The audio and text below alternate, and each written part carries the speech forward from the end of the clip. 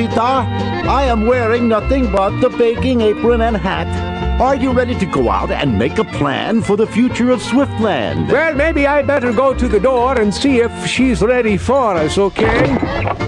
Oh, say there, pretty lady, Philo and Peter, your princes of fashion are ready to come out and make a plan. Good, it's about time. I'm getting antsy sitting out here all by myself waiting for the piano to arrive. The piano? I think we're gonna need one if we want to do it right. Let me talk to her, Peter. Does this have anything to do with making a plan? Well, you can't do it without one.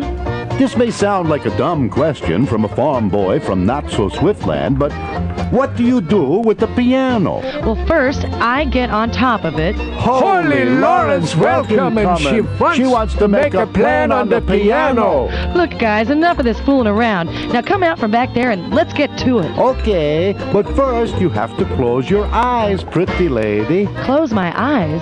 And you wouldn't mind doing the Fabulous Bakery Boys a favor? Could you make a noise like a seal to get us in the mood? You want me to close my eyes and make a noise like a seal? Maybe this is asking too much for the first time, Peter. But dear brother, she's the one who wants to jump on the piano right off the bat. Well, you're right.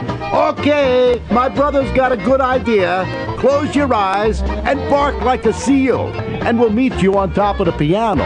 Hey guys, I got a better idea. Why don't the two of you come out here right now? I have a feeling we have to clear the air. Well, Peter, slip on the old coveralls. If anything throws cold water on making a plan, it's clearing the air. Well, you know, I think this woman must have lived in not-so-Swiftland to know all this. So I guess I'll go tell her we are men who can definitely handle reaction. Reaction, Peter? Peter! Yikes! You don't have anything on under that apron. Oh, well, I can explain. I didn't know you all of a yutton wanted to clear the air. You guys are nuts. And to think I wanted to be a torch singer in this lousy yoint? Well, I guess this is the big kiss-off for the Fabulous Bakery Boys. You better believe it. I can't stick around with a couple of nutsos. Nutsos! Whatever. I mean, there you are standing in nothing but a baking apron and a white hat. It's positively lewd. By the way, that reminds me. Let me have a cheese stick before I go. Well, there goes one messed up chick, Peter.